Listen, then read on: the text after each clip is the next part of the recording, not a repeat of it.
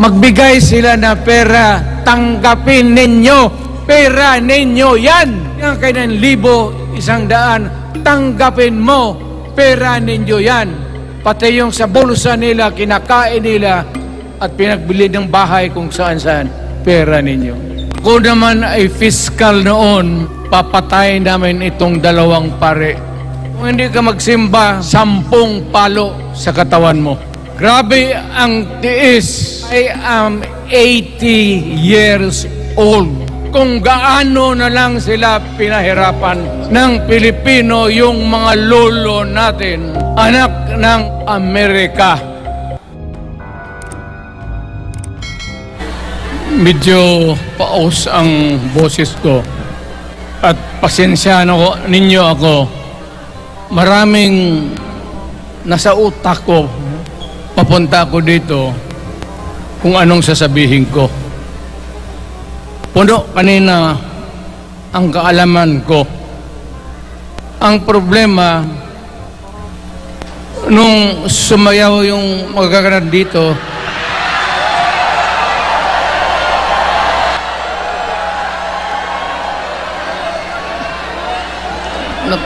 nakalimutan ko. Matanda na rin kasi ako. Ano ito? Meeting de avance? Alam mo, nung unang panahon, wala naman tayong kamuang-muang, wala naman tayong kalaban, wala namang nagagalit sa atin. Pumunta ang Espanyol at inagaw ang ating lupa, hinirang. For 400 years, nagtiis ang Pilipino, subjugated by foreigners. Then, during the American and Spanish War, natalo ang Espanyol at napunta ang ating bayan sa Amerika. Anak ng grabe ang tiis ng Pilipino, yung mga lolo natin, kung gaano na lang sila pinahirapan. Alam mo noon, kung hindi ka magsimba, ay may mga pare nandyan, they know the history of Christianity. Alam mo noon, kung hindi ka magsimba, 10 palo sa katawan mo. Ayan si Father Ibasco, Chief of Staff ko sa City Hall. Siya yung NPA leader doon sa Libungan, may plenum ang komunista. Itong mga sundalo natin, nandito sa harap ko, nahuli yan si Ibasco. At ako naman ay fiscal noon, pumunta ako sa Katitipan para i-administer ko yung oath niya, yung statement niya kung totoo o hindi. Pagkatapos noon, sabi ng mga sundalo, Piskal, papatayin namin itong 2 pare. Father Tison Waray, pati si Father Ibasco.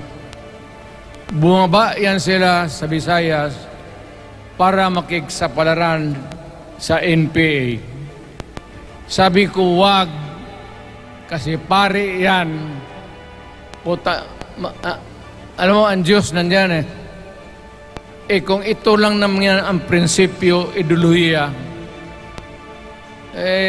hindi naman kriminal yan, kidnapper o puser. Sabi ko, kulungin na lang ninyo.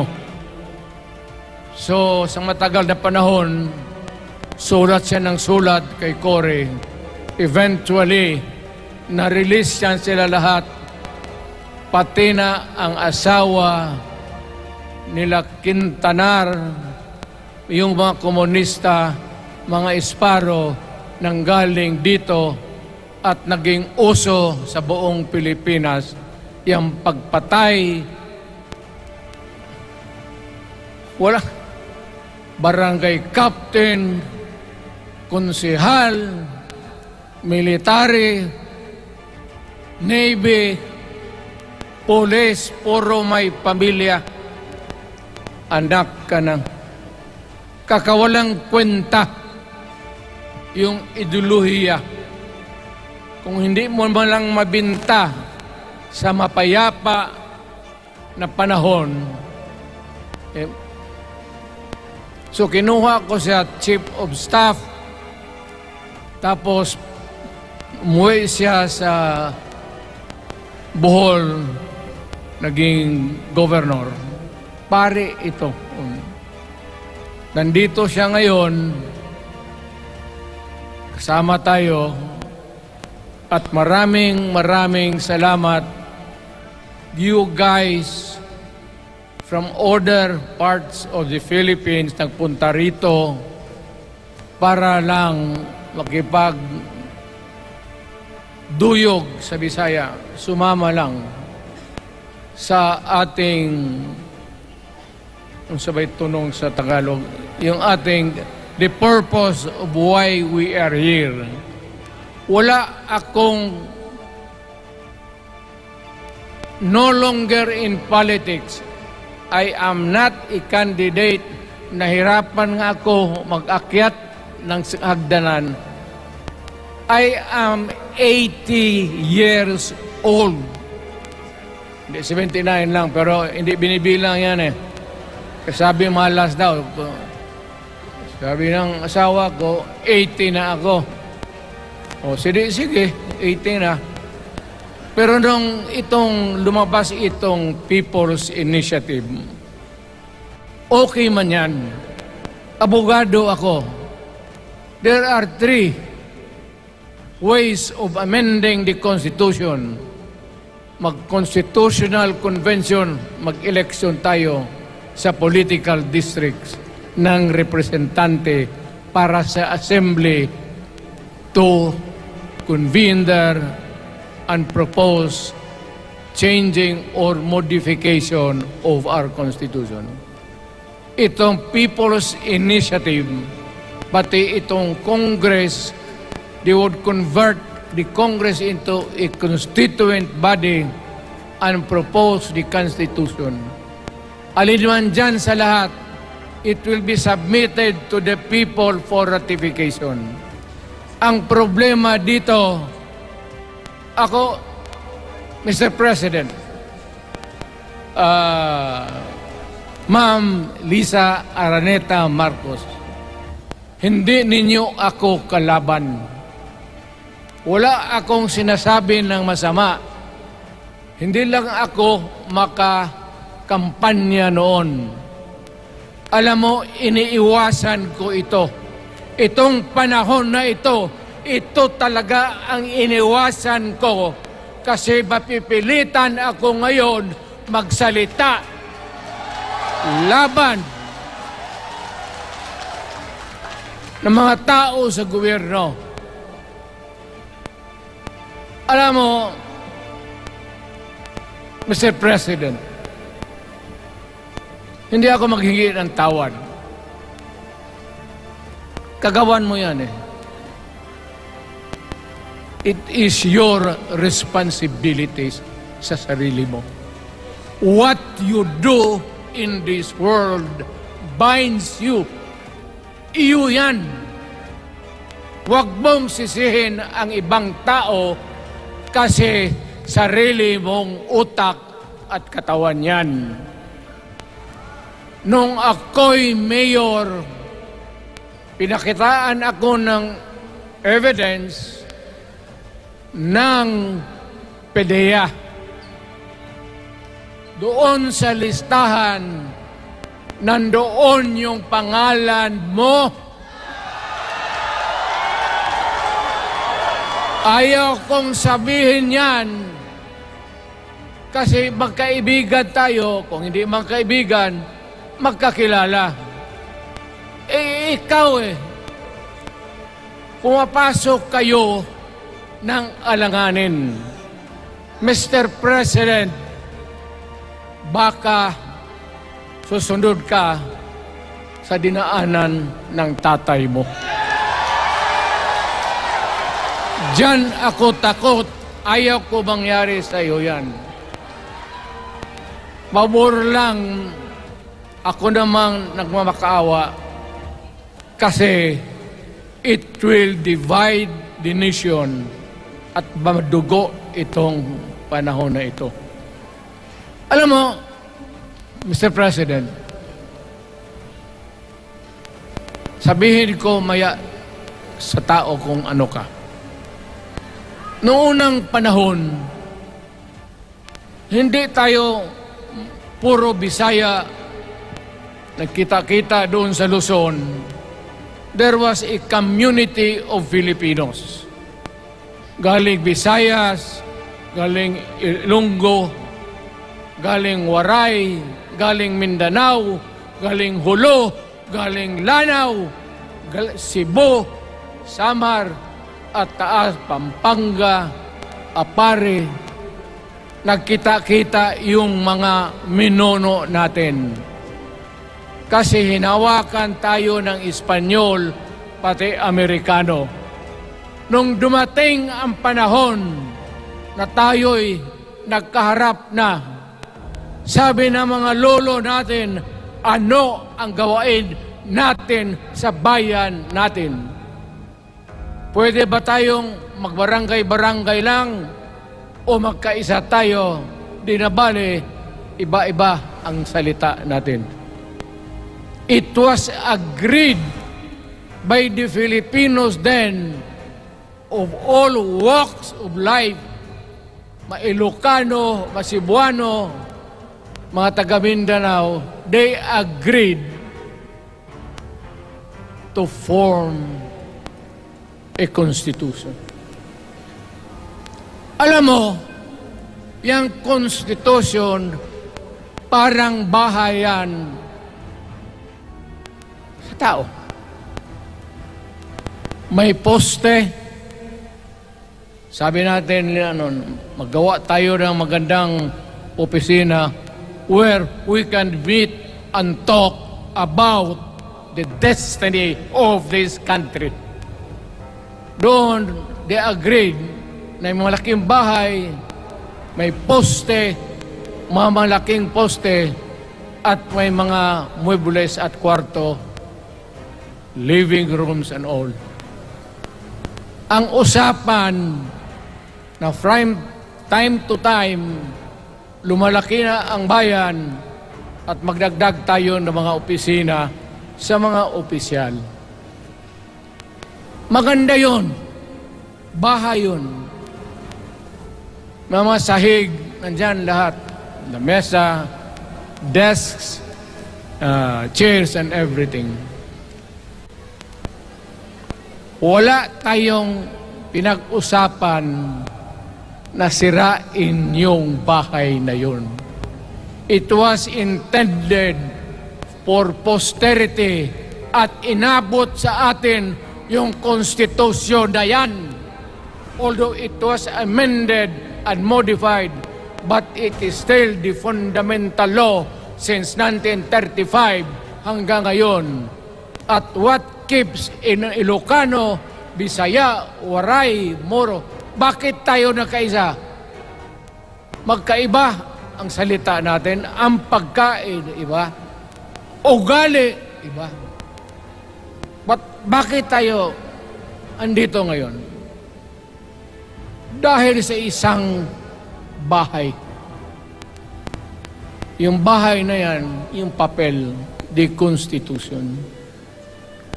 Ngayon, ang Constitution is supposed to be a permanent thing. Ang batas na binigay ng Constitution sa Congress, sa lawmakers, they can make laws every day, modify, change it if they want, every week, okay lang yan. Huwag ninyong pakialaman ang konstitusyon kasi yun ang bahay opisyal ng Pilipino. Anak ka ng... Bakit pumasok sa utak ninyo yung People's Initiative? Anong nakain ninyo? There's nothing wrong with the Constitution right now. The environment in the Philippines seems to be positive, okay. Wala namang problema. Araw-araw, nakikita tayo. Punta Maynila, marami akong kaibigan, mga brad ko, mga classmate ko. Okay ang buhay natin. But suddenly, nandito yung People's Initiative. Alam mo, sa umpisa pa lang, nagdududa na ako. Bakit? People's Initiative manggaling sa tao. Dapat yan galing sa mga purok at doon sa barangay at doon sa DILG, ipasa nila sa syudad, sa probinsya at sa national office. Dito mga congressman,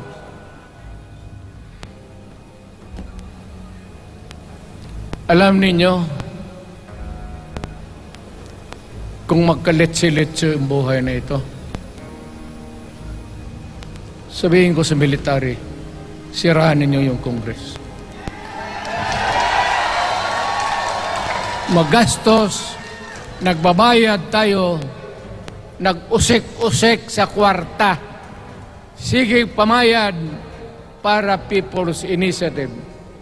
So, what is the motivation? Galing ba sa puso ng tao yung pinipirma niya?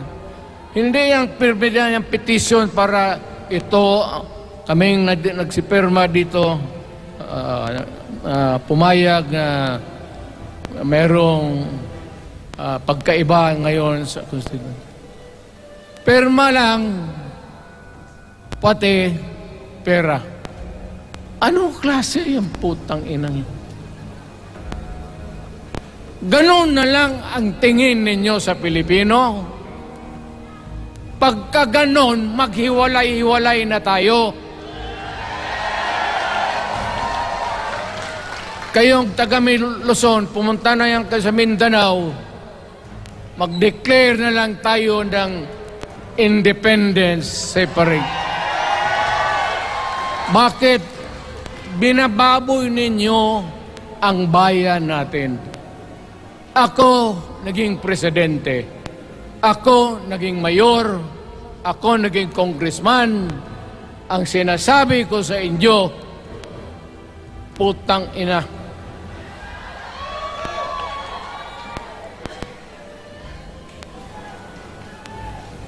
Malinis to. Baka ihi mo ito, ha?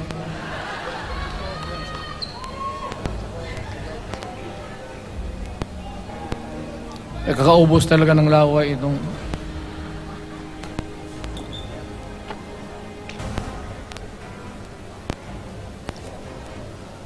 What do you expect the national government, particularly ang Malacanang? Anong gusto ninyong response? Niwala kayong mga seminar na ganon. You never educated the Filipino people. You want the Filipino to remain ignorant para you can do what you want with the country. Yan ang totoo. Kasi ginagago ninyo para walang alam ang taong bayan. Well, kaming nakapag-aral at may alam kundi, hindi katanggap-tanggap yung ginagawa ninyo. Sa umpisa pa lang, binibili na ninyo yung signature ng Pilipino. Yun ba ang People's Initiative? You know, national provincial, city, munisipyo, then di barangay. Yan ang echelons ng power sa gobyerno. Hindi naman ninyo gigamit ang barangay at binigyan mo ng 20 milyones isa't isa sa kanilang mga congressman at binibili ang Pilipino. Alam ninyo kung ano yan? Kaluluwa ang ninyo ang binibili ng taong bayan. Hindi ako mapayag ng ganon. Nakapag-aral ako, hindi naman ako ignorante. Bakit ka mag-people's change? Ang problema ninyo, ganito. Ay, hindi pa. Pauna. Ang malas ng Pilipinas, every president, almost all, pag naupo na dyan sa Malacanang, walang ginagawa kung mag-isip ang mga putang ina kung paano pahabain ang termino nila. That's the problem. Bakit ganon kayo? Ang demokrasya may eleksyon.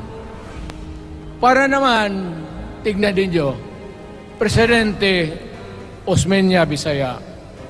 Ang napaalaala ko pa, Garcia Bisaya.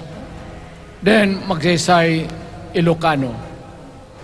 Then, si Quirino Ilocano. Ganon dapat. Ang election is a cleansing process.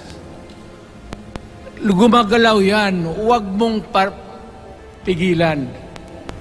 Ngayon, kung ikaw nandyan, naupo ka, you stop the process of governance, hintuin mo, kasi pahabain mo ang termino, gusto mo. Sabi ko nga sa iyo, Mr. President, kaibigan kita, Bingbong. Pag pinilit mo ito, lalabas ka ng Malacanang kagaya noong panahon na pinalayas kayo.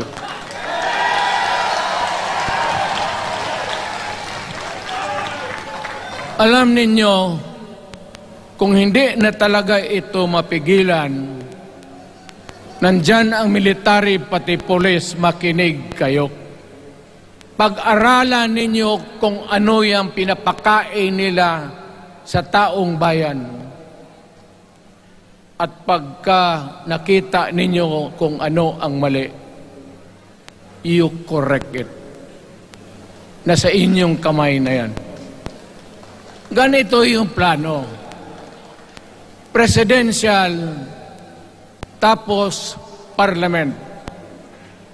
Ang presidential, lahat kayo, ako, ikaw, lahat, hanggang doon, nagboboto, direct vote to elect a president. Itong parliament, prime minister lang ang magboto, yung mga assembly who are the congressmen now. Putang ina ninyo, wala akong tiwala sa inyo. Wala kayong prinsipyo, bukang pera kayo lahat. Yan ang totoo. Kaya gusto ko, pag nagka-letse-letse nga pumasok ang military, palitan ninyo lahat. Arestuhin ninyo kasi nagsasayang ng pera at yung ginagastos nila is a fraud, swindling ang ginawa nila. You must account for the wasted money, for the money that you bought the signature of a Filipino. Bribery.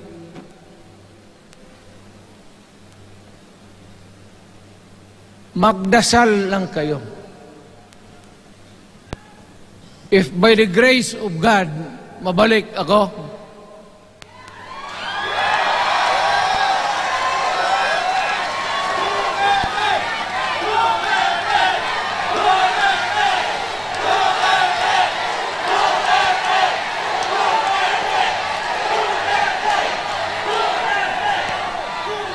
Milagro lang naman yan, hindi ba yan totoo? Utang ina ko mabalik ako, arestuhin ko kayo lahat for the swindling of the Filipino people. You committed fraud. Pinagsayangan ninyo ang pera namin. People's Initiative does not involve buying the vote or the signature of the Filipino.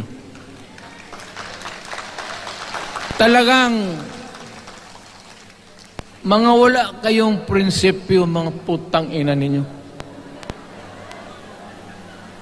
Yun naman, baski ano ka, diyan katagal akong, yan o. Yung sa likod ko, umupo ako diyan. Vice Mayor ako. Diyan, Mayor ako, pinakamatagal.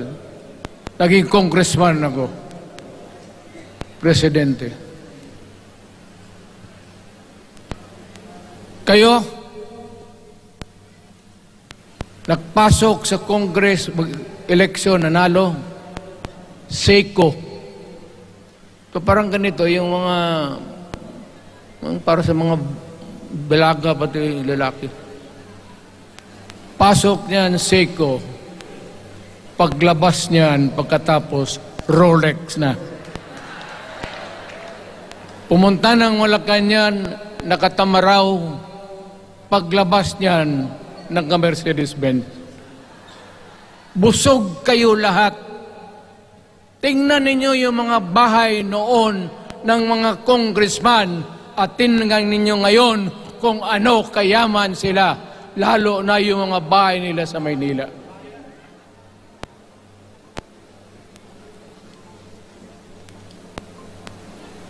Wala kayong masabi sa akin. Alam mo bakit diretsahan ako magsalita? Ninipahat, wala ako. Paglabas ko sa Malacanang, lipad ako dito. Pumunta ako sa bahay ko para mag-retire. Ayaw ko sanang bumalik. Ayaw ko na. Matanda na ako. Putang ina, napapandol lang ako dyan eh. Kaya lang, marami akong magandang naisip kanina papunta dito.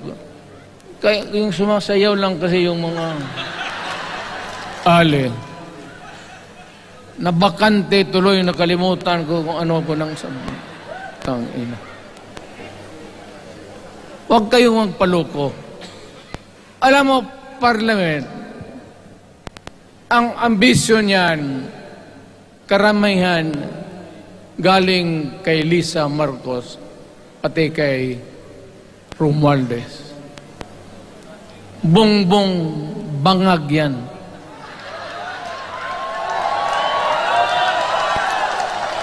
That's why sinasabi ko na sa inyo ngayon, si Bongbong Marcos bangag noon, ngayong presidente na, bangag natin ang presidente. Kayong mga military, alam ninyo yan. Lalo na yung nasa Malacanang. Alam ninyo. The Armed Forces of the Philippines, alam ninyo. May drug addict tayo na presidente, putang inang yan. Ayun ang, bakit ako nagkaroon ng kaso ng ICC? Sabi nila, pinapagpatay ko raw yung mga drug pusher at drug addict. Mabutit na lang, wala na ako sa pwesto, baka kasali ka pa. No, Mr. President, pinilit ninyo kami. Kayo yung sa Bisaya, kinikitoy mo yung Pilipino. You are testing the waters. Not even. You are, pushing to the limits ang pasensya ng Pilipino. Huwag na huwag mong gawin yan. Huwag mong gawin yan, huwag mong ituluyan kay magkagulo. Pag hindi namin napilitan kayo sa mga rallies, sa aming mga boses, ang sentimento namin, ako'y sinasabi ko sa military, nag-hemorrhage ang bayan, gastos dito ng gastos doon. Tapos kung mag-speech, ang pinag-usapan ang putang inang pobreng Pilipino. Gastos dito, gastos doon. Mga military, maawa kayo sa bayan. Pag hindi namin kaya, gawin na ninyo. Gawin ninyo, kawawa ang Pilipinas. Alam mo, presidente, tapos mag-parliament, tumatakbo ng assemblyman o congressman niya si Sandro, tapos ipasok nila sa assembly, gawain nilang prime minister. Yan nga ang sakit ng Pilipino. You want to perpetuate yourself in power at the expense ng buhay ng bayan. Mabuti sana kung bright kayo. Kung drug addict ka lang naman at may asawa kang hungry for power, tapos may isa itong taga Leyte, gusto siyang mag-prime minister at gawin niya itong bongbong, diyan ka lang, ako ang bahala. Ceremonial president ka na lang. Ako na ang magpatakbo ng bayan sa parliament. Yan ang plano nila. Yan ang hindi talaga matanggap natin. Kalukuhan niyang putang ina. Huwag kayong... Alam mo, bakit ako makipag-away ng presidente? Marami siyang sundalo. Kaya natin, kayong pumalag, kayong...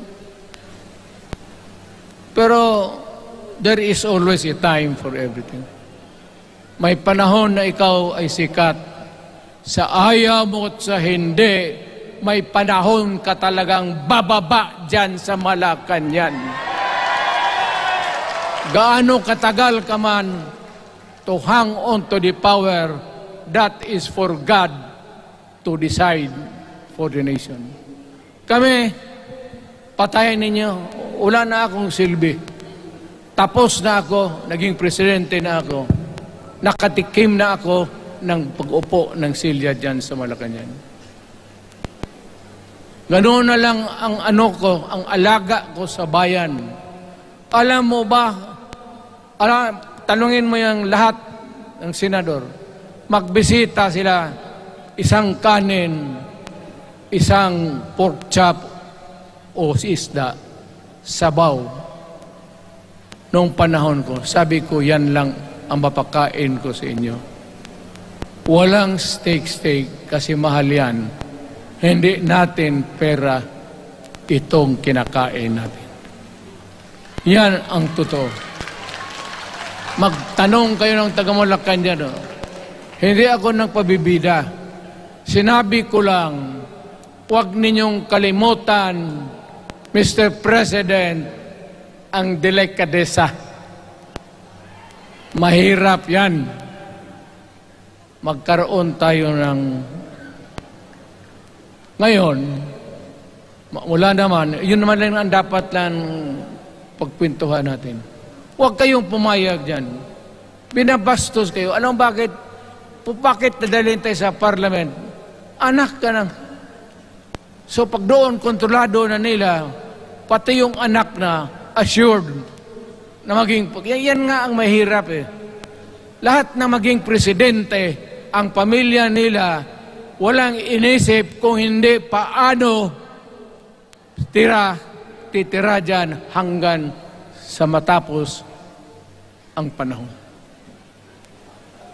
May I remind you, itong election, papalit-palit ito. Para sa lahat, mayroong Ilocano, may Bicolano, may Bisaya. Hindi mo pwedeng suluhin yan. The election is a cleansing process. It does not, it's never the intention of the whoever wrote the Constitution na ikaw, isang Pilipino, taga-Paway, taga-Batangas, taga-Davao, ikaw, Rodrigo Duterte, nandiyan ka na, huwag ka nang umalis. It was not the intention of the lawmakers. Demokrasya tayo, Mr. President. Huwag mong kalimutan na isang term ka lang pagkatapos bababa ka na. Pag ayaw mong bumaba, utang ina magkagulo ang bayan, sabihin ko sa inyo. Ngayon, nakikinig kayong mga military. Gusto ninyong iwasan ang dugo? Kayo lang ang makapigil nito. Putang ina, pigilin mo yung kalukuhan na yan. Pagka hindi itong rally na ito, it will multiply all over the Philippines and there will be trouble. Kami ako ang nauna kasi galit ako. Dumaan ako ng presidente. Not even for a minute did I think or was thinking of extending my term even for one day. Noong natapos ako sa araw na yon, bumaba ako, sumakay ako, lumipad ako dito sa Davao. Ikaw, Mr. President, hintayin mo yung 6 year, kalimutan mo na yung kay Romualdez, kasi yan ang magpahamak sa iyo. At maraming magagalit sa iyo, pati na ang militar. Kaya hindi na ako magtatagal. Yun lang ang dasal ko. Reject. Protect the Constitution. I am calling now the armed forces and the PNP. Protect the Constitution. Trabaho ninyo yan. Huwag ninyong kalimutan. Kami, inyong dapat, you should worry about the nation. The millions of Filipinos. Huwag kayong mag-isip lang ng isang pamilya. Putang ina. Ilagay ninyo sa utak ninyo yan. Bahala kayo. Balang araw, magsisihan. Pero kasi umuulan naman, hindi ulan. Hindi, shower lang yan doon sa Malacanang, ginagawa nila, pasirit doon.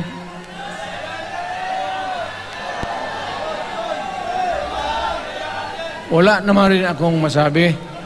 Kasi hindi man ito eleksyon. Nakafocus lang ako sa People's Initiative and the way that they are handling the process of the People's Initiative. Ang nangyayari ngayon, hindi yan People's Initiative, kung hindi buying the people for their signatures. Pag-umpisa pa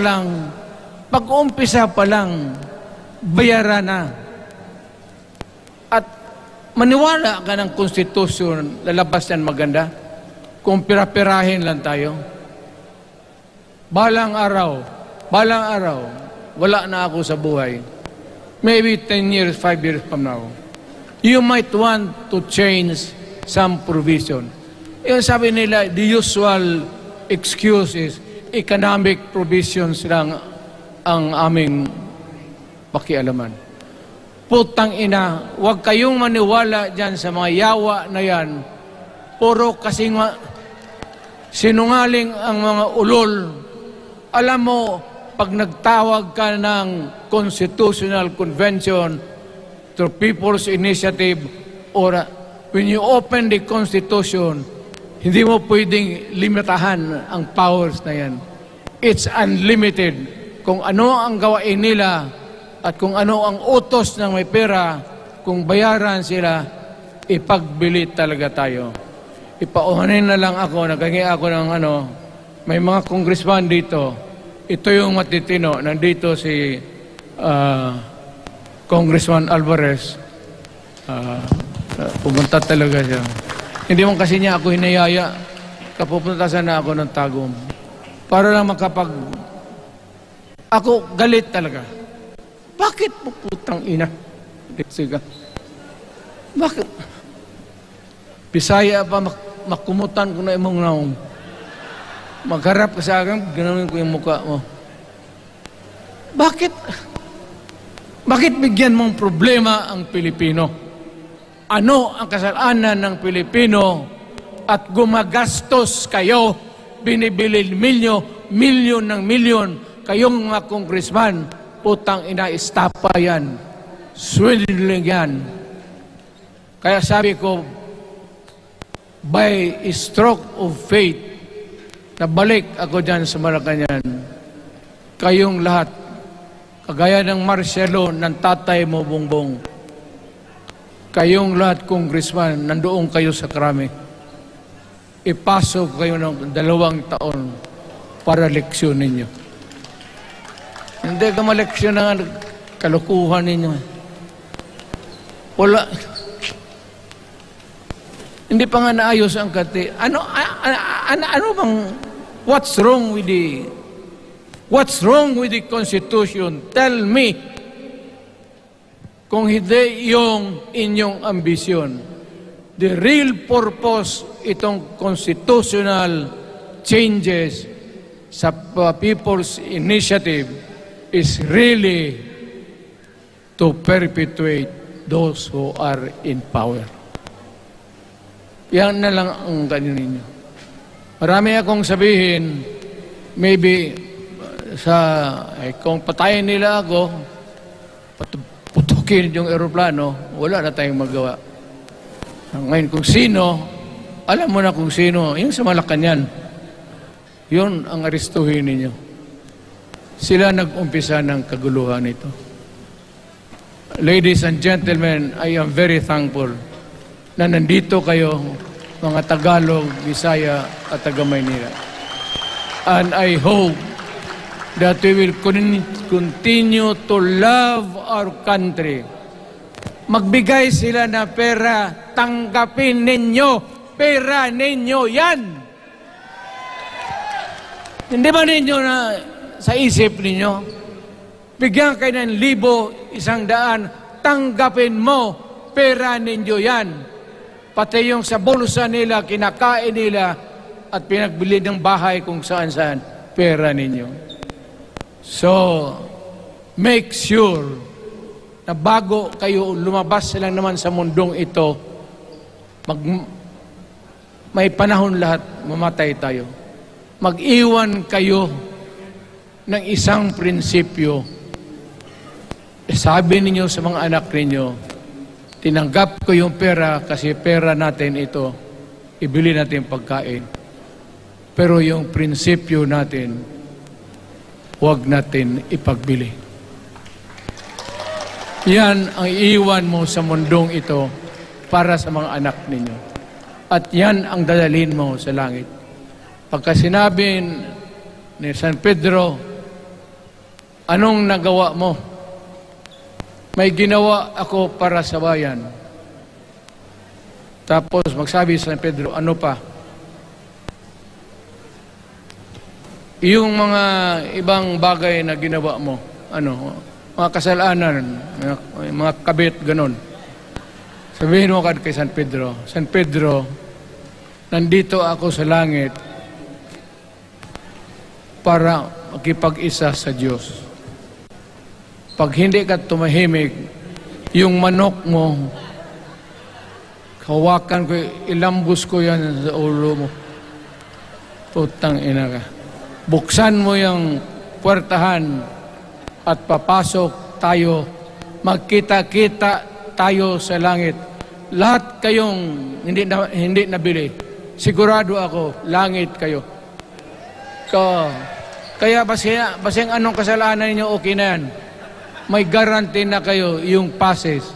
Mahalaga yan as a matter of principle. Prinsipyo sa tao. Maraming salamat po.